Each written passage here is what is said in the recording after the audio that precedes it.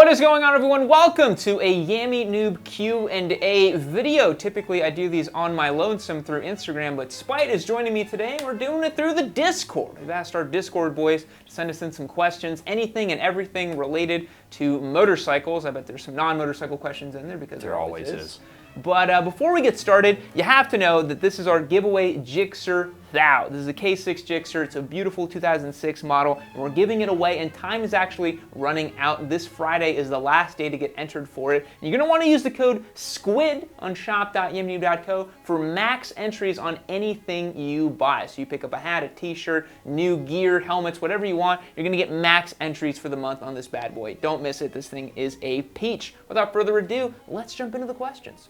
Alrighty, Spite, this is feeling like a Yamcast episode with that, but let's get started with the questions. Yep, so first one, nice and easy. Lil Foozy Bert, how about some battery tending tips for dummies? Asking for a friend. Also, best way to do that living in an apartment complex. Ooh, so battery tending is pretty simple. You just set up an SAE lead off the battery, and you're gonna have a plug that pops out of it, and then you'll just have a battery tender out into it, and just make sure that it's the correct setup for the battery you have. If you have a lithium-ion battery, set the little tender thing. A lot of them have different settings for lithium-ion. If it's not, do a normal trickle charge. It's very simple. You can figure it out in like 5 minutes. Yep. As far as running power at an apartment complex, that's a little trickier. Good luck. Yeah, there are no outlets in those places. I tried at my old place. I've tried at my current place. I can't find an outlet anywhere. So. And when you do find an outlet, it's going to be in a really inconvenient place. Yeah, that you can't really park. Yeah, and it's not like you're going to be able to run it into like an internal hallway in the building either. No. So you're basically SOL there. What I would do if you're living in an apartment and you're concerned, I would get a battery with a jump start feature. Nice. What those do is they actually partition a chunk of the battery's life away so that if you need to, your battery goes flat for whatever reason, you can jump start it. Which that's the way that I do it. Also, if you're going to put your bike up for a while and you live in an apartment, just take the battery out of the bike and take it into your apartment, tend it up there. Yeah. So it's a little bit more inconvenient, but it works. Like everything with apartment living. It's so inconvenient. Oh my God. Try working on a motorcycle in an apartment building. Yeah. Been there, don't want to go back. Yeah, no. This is a good one. Ember Wolf, what's your opinion on airbag vests? Are they worth it, and would you prefer to have an electronic one or one that's tethered? Ooh, great question. So I think they're a really great piece of technology. I think that if you have the means and you want to be super safe and protected, definitely a way to go. Alpine Stars now makes one that actually fits under a lot of jackets, which is really nice. You don't have to wear like the crazy one that looks like you're about to jump out of an airplane life raft thing or whatever. Yeah. You know? I think the electronic ones are better than the tethered ones. The algorithms nowadays on those are really advanced. They're really good. The tether system for me, I don't love having a mechanical situation to pull that, just because I feel like I'll just like forget it attached to the bike, and I'll get off the bike and it'll blow up, you know? Yeah. I would rather trust the electronics in that way. What do you think? Me personally, I would actually go with the tethered option. Oh, really? Even under the situation that, yeah, I might accidentally leave it tethered and blow myself up. Yeah. But the nice thing is the tethered ones, you can just refill them by hand. That is nice. A lot of the electronic ones you have to send back to the manufacturer, and they're supposed to be good for more than one like explosion, like more than one inflation, but it happens so quickly and so violently that a lot of times I just see like a manufacturer being like, oh, there's a little hairline scratch here, you gotta buy a new one. Yeah, which honestly, if you go down hard enough to use that, it's probably spent anyway. Probably spent, and money well spent too. Like it saved at least a couple of your ribs, so it's probably worth the $500 or $600 that it cost. Yep. But for a personal anecdote, I actually don't run one. I've been thinking about running one on my track setup, but I have never run one. You run a big, hefty back protector. I run a huge, like, shelled back protector though, yeah, because I don't want to mess with my spine. So good beginner question from Kraken King Squid here. I see beginner bike 650s with around 80 horsepower and beginner bike 400s with around 40, but it seems like quite a jump between both types of bikes. How big of a difference in general do you feel with the power between these two classes? So it's a big difference, but not in the way of horsepower, more in the way of torque. Yes. A small little R3 or Ninja 400 is going to feel gutless, we say, in the low power band.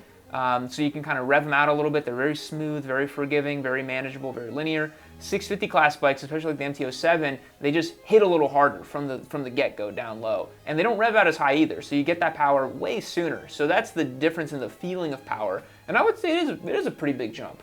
Yeah, if you go from like an MT-03 to an MT-07, It's a serious jump. huge difference. Because the weight, honestly, isn't that big of a difference between it. I think the MT-03 is like 360 pounds, something like that. And the MT-07 is only 50 more pounds, which sounds like a lot, but then you are doubling the horsepower on it. It goes like a stabbed rat compared to the MT-03. So that's why we tend to be a little bit more trepidatious when we're saying, yeah, you can start on a 650, but it's better to start on the 400s because there's more room for error. Another one here that's about kind of the general power differences. How much of a leap between power and CC would you suggest to move up within the same style or category of bikes? So basically, I'm assuming this guy's probably like on maybe a Z400 and he wants to go straight to a ZH2. You know, that's kind of where I'm seeing this guy coming from. So he's asking us kind of like, what's a reasonable jump from like a Z400 or something? I mean, the manufacturers have done a really good job of kind of laying it out for you. If you go from Z400 to Z650, totally reasonable and probably doable. I would personally, just because I'm wired the way I am, I would probably do a Z400 to a Z900. I think I would skip the 650 altogether. But I'd still start on the 400, probably run that for like a year and a half, then do the 900 and just know that it's a much more powerful motorcycle, respect it a little bit more. But yeah, I've seen some guys go like R3 to like R1, and I'm like, you're insane. Yeah. Don't do that. No. There's no reason to skip all the stuff in the middle. It's like when you're playing a video game and you just skip all the tutorials and you get your ass handed to you by the boss. You're like, well, I don't know what I'm doing. That's why. Yeah. You know? I think the best, if you're looking at it, I would start on the 400. Honestly, the 650s are nice, but they're not significantly nicer than the beginner bikes. So I would start on the 400, and then I would go to something like the Z900 here. I probably wouldn't go from your MT-03 to an MT-09. Ooh, that's a big one. That one's real spicy. But something like the Z900 here, this is a great second bike if you're coming off of a beginner bike. So I guess, like all good answers, it depends. ZW2330. I'm a few weeks into riding and still feel like the throttle control is my weakness. I've watched tons of videos for throttle control, but it still feels like I let go of it too slowly or get on it a little too fast. I'm on a Ninja 400. Any tips on hand position, or does it just require more practice? It definitely requires more practice. You're only a few weeks in to hopefully a very long and fruitful motorcycling journey. It would be shocking if in those few weeks you already were just perfectly manipulating the throttle.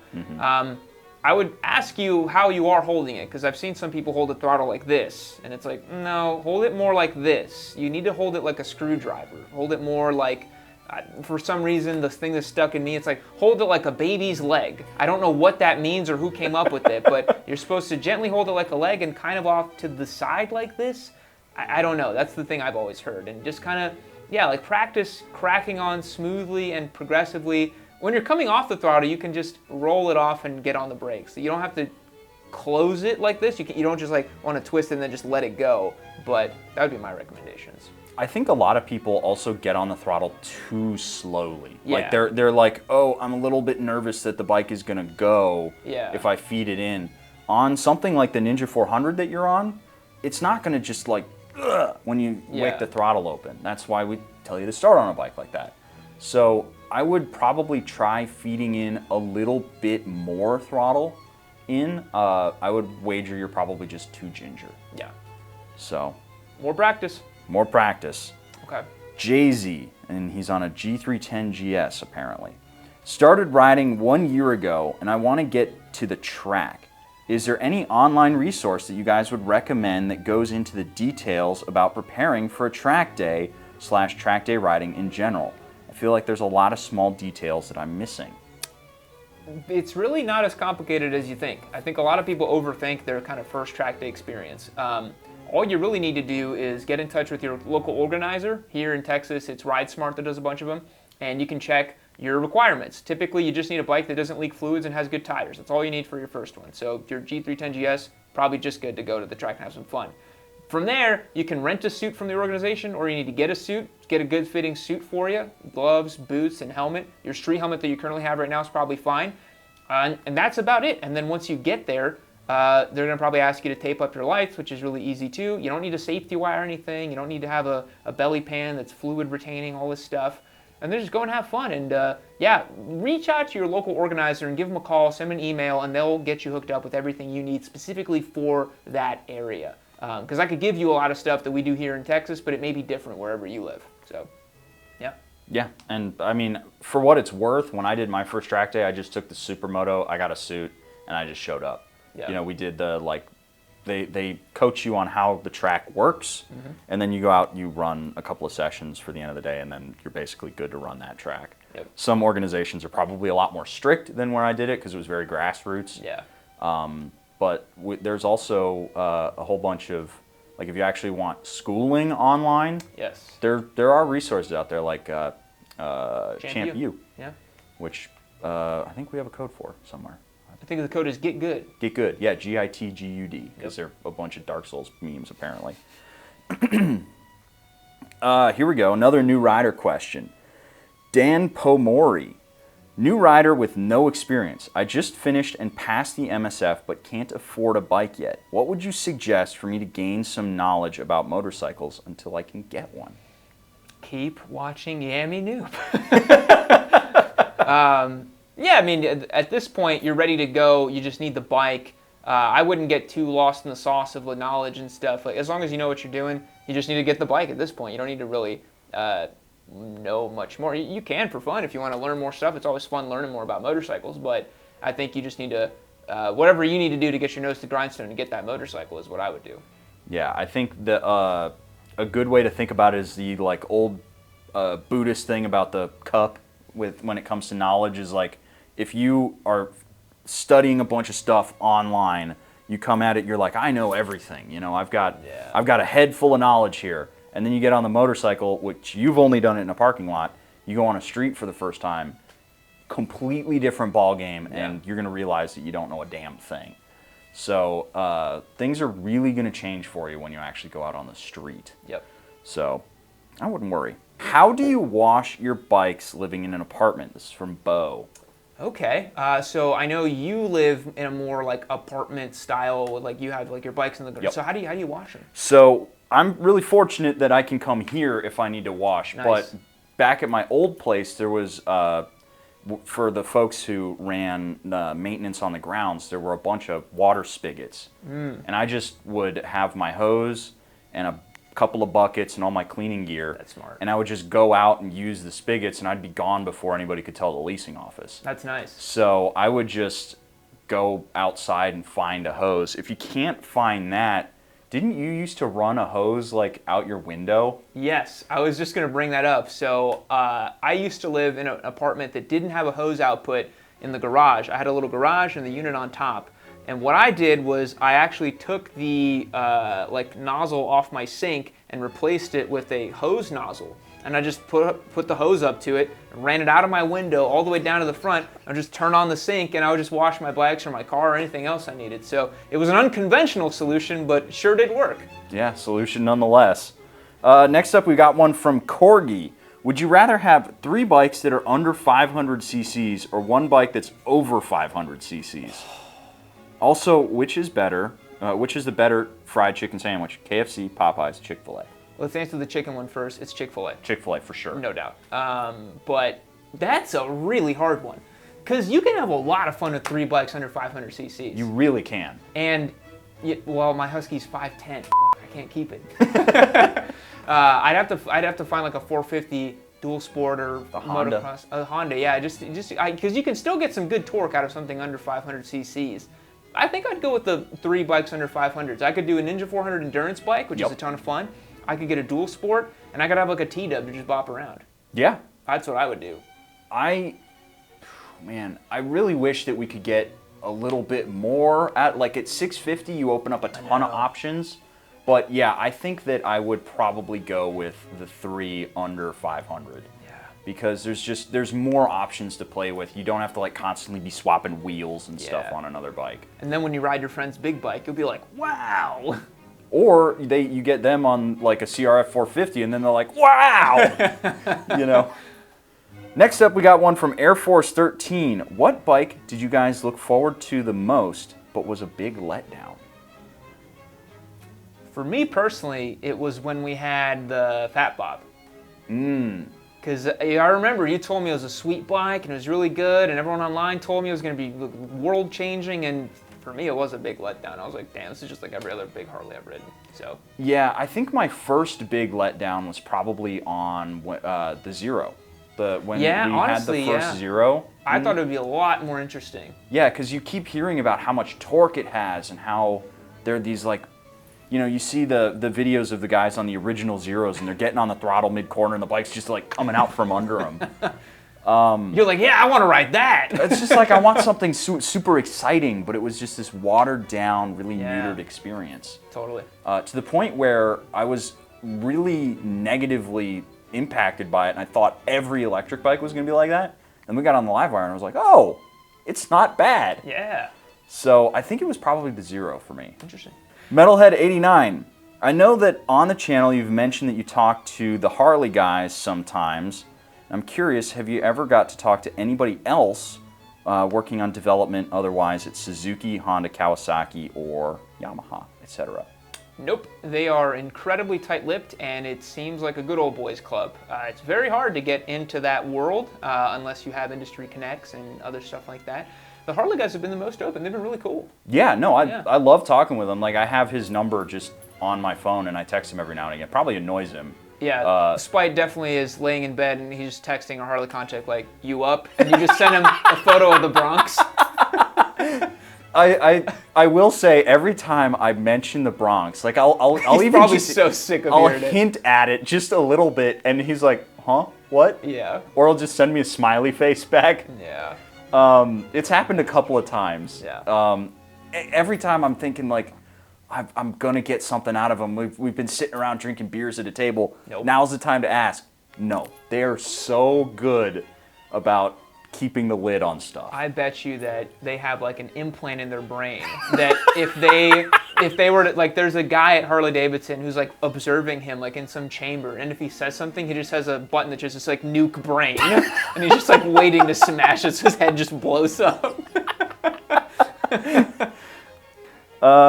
So next up we've got J Dam. I know that you are not expert builders. That's for sure. You're damn right about that. Yep, so we are not expert engine builders or tuners, but do you think it would be possible for you guys to turn a DR650 into fuel injected? Interesting. So obviously we wouldn't be able to because we don't know what the hell we're doing, but is it possible? I'm sure it is. I wonder. The issue is with fuel injected bikes, you have an ECU, you have a computer, you have a brain. With bikes like the DRZ, they're dumb. They don't have any brains. They just have a carburetor. They don't need a brain. Well, they do have a CDI, which is basically the it controls the spark plug, right? So it's basically like a more modern version of the points system. Right. But you couldn't put like a board on a like what I'm thinking is like you couldn't build out a board to put on a DR650 to run a fuel injected system. I don't think that would work. I think you, like, if you had enough technical know-how of how a fuel injection system works, but it would be really complicated and it would be really expensive. Like, think about what Kawasaki did with the KLR. Yeah. They turned that fuel injected, but they took a factory to do that. Yeah, and it was one of those things where if they didn't have to do it, they wouldn't have. No. They would have just left it going, which is why the DR650 has been the same for decades. Same with the XR650. Yep. Over Kenzie. If you guys can only ever ride one single bike for the rest of your life, which would it be? I'll let you go first. Man, that's really tough. Honestly, it would need to be something that I could easily swap to do just about anything. And it would probably end up being the 701 in Enduro or the 690 Enduro because choice, you yeah. can put Supermoto wheels on it. You have the Explore forks, not the WP Apex. And it's got slightly different tuning, but I feel like the tuning for that is more appropriate for general use versus the 690. And then I could put Supermoto wheels on it and go just do everything else. Everything else is the exact same as the 690. Yeah, that's very similar to my answer. I was going to say the Husky 501. I recently put the comfort seat on that bike, and I was like, oh my God, you can ride it now. I was on it for like 2.5 hours, and I was like, this is fine. My taint isn't going to blow up. I'm good. So yeah, I'd have a Husky 501 with the Supermoto wheels and the other wheels. Yeah. So very easy bikes to do a lot of fun stuff with. You can have a lot of fun with both of those. Yup. Eggs and cheese. Can you two make an OnlyFans? Not together. I don't think anyone would pay for that. But solo, I've seen people pining for you. But I'm gonna pass on that one. We're gonna go ahead and hard pass on that. I'm sure a lot of people, when on the videos you have where you unleash the hair, they probably stop the video and then have some time to themselves, maybe, you know? We finally got a comment the other day that said my hair was better than Whitney's. Wow. So, yeah. Next up, another one from Air Force 13. Would you guys recommend a GoPro for a dash cam? And if so, what's the best way to mount it? Interesting. I would probably go with like a cheapo Chinese option than a GoPro. You don't need something as high fidelity as a GoPro to do a dash cam. And GoPros are pretty expensive nowadays. They're like upwards of $400. You can get a cheapo like Chinese dash cam for like $50, $100. Yeah. As far as mounting, I would probably mount it. I would probably hard mount it to the handlebars and make it point this way and run it off a power source. Yeah. What do you think? Yeah, that's the way that I would do it. I would probably, depending on where on the bike, I could hide it so it's not in my field of view. Yeah. So I've seen people mount it actually up under the headlight here. I've seen that, yeah. That works pretty well because it's still seeing everything forward. And then, yeah, you would just run the wires into the harness here and you would run it off the ignition. Yeah, that'd be clean. So that's how I would do it. So a question from MotoFan, who's a big technical user on the Discord server. He says, Spite, not so much a question for me, more so for less informed riders out there. As far as ECU/fuel/ignition tuning and tuners out there are concerned, do you have some sort of rating system/preference between them? Talking about ECU flash piggyback tuners, multiple piggyback tuners, and so on and so forth. For me personally, I've had experience doing DynoJet piggyback stuff and ECU flashing. At this point in my life, it's ECU flash all day, every day. It is easier, it is more malleable, you can do more stuff, and you can get the exact results you want. Not every bike can be ECU flash. Some of the new stuff is not available yet. I think notoriously the ZH2 is still locked, maybe, I think. I don't think they've cracked the code yet. They haven't cracked it yet, but most bikes, especially kind of the mid-2000s, late 2010s stuff, you can crack that and just get it flash. It's so much easier too. You have a little bit of downtime with your bike, so if you're really worried about that, maybe do the piggyback, but I think the result was worth it. You'll maybe be without your bike for like a week while you ship out the ECU, but the whole process is so easy. You just pop a brick out of your motorcycle, ship it off, it comes back, you pop it in, you're ready to go. It's amazing. It's a pain in the butt installing piggyback systems. Yes. I've done it on so many motorcycles at this point. But I do run a Power Commander 5 on my Supermoto. It's working great. And I don't feel like I generally need all of the bells and whistles that come with the flash because I'm not trying to extract every bit of bleeding performance out of it. Yeah. So in that sense, I'm okay with the general restrictions that come with the Power Commander. Also, if you're worried about your warranty, you can remove a Power Commander a lot quicker. Yes. If you flash your ECU, any tech will plug it in and they'll be like, oh, it's flashed, warranty gone. Yeah.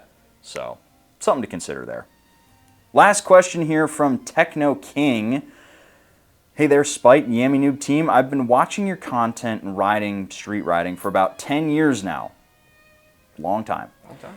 Now, as your content has featured more off-road content, which we just talked about, I have a couple of questions regarding some terminology used on the channel. I've heard terms like supermoto, dual sport, dirt bike, scrambler, and sumo, and all the others that I can't think of right now. Can you give me a description of each one for better understanding? Great question. So it's commonly understood that when you say a dirt bike, you typically mean something that is not plated or street legal. That's my understanding anyways. When I talk about my dirt bikes, I'm usually talking about my KTM 250 or maybe my Husky, which is basically a non-street legal bike. And then dual sports are stuff that is street legal, stuff that has plates on it, lights, indicators, mirrors, all the good stuff you need to ride around. What else did he mention? Scramblers, Scrambler, right? yep. That's a bit different, right? Like a scrambler is really a street bike that's been kind of converted to off-road duty. It's from the old days of yore, from the old Triumphs and stuff that people would jack up and put knobbies on. They make them from the factory now, which is really cool. A sumo is a supermoto. It's a shorthanded term from supermoto, which is a dirt bike that someone without a brain decided to put 17s on. Or with a gigantic brain. Or with a huge brain. Yeah, that's right. One or the other. We don't know yet. And so it's a dirt bike, typically a 250 or a 450 competition machine that someone has put street legal or race spec 17-inch rubber on and has converted to be used in mixed conditions and supermoto races where you still jump on dirt and stuff, but there actually is like little kart tracks and stuff too. So very kind of like granular terminology with that stuff, but there's a lot to dissect there with each of the categories, yeah. Yeah, the sumo and supermoto, by the way, those are the same thing. Interchangeable. Supermoto is shortened to sumo. And it all just describes, in my brain, a style of motorcycling that all looks like essentially a dirt bike. You know, dirt bike is dirt bike. Dual sport is dirt bike with a headlight and some other stuff on it, a little heavier. And then supermoto is like a sport bike that looks like a dirt bike. Yeah, and then a scrambler is a street bike that's supposed to try to be a dirt bike. And really bad at it. It's pretty bad at it, yeah.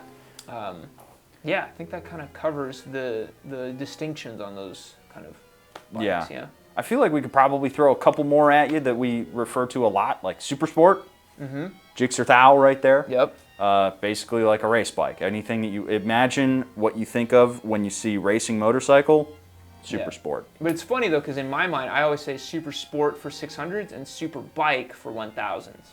But that kind of, you could say a Super Sport for both of those, I would argue. Yeah. Naked bike, it's basically a bike that, like, it's a sport bike with no fairings. That's how it started. Or is it a standard? So now you have standard, which I would argue this is, which is basically a nice motorcycle that is not derived from a sport bike. Yeah. There's so many little niche pieces of like motorcycling jargon that we could probably actually make an entire video on it. Yeah, we should. There's also the, on Discord, there's that idea of like, what is a naked bike? People were getting all up in arms about that because that one guy with the XR 1200, and he was like, it's a naked bike. And people were like, I don't know. I don't know if it is. So yeah, there's always a bit of a blurry line with those distinctions too. But folks, that's going to wrap up our Q&A for today. Remember, the Gixxer's getting given away. Code SQUID is going to get you max entries to win this motorcycle over on shop.yami.co. Anything you buy over there. And also you can get entered to win this thing too. It's a giveaway bike as well. And thanks for hanging out with us. We'll catch you in the next one. See you later.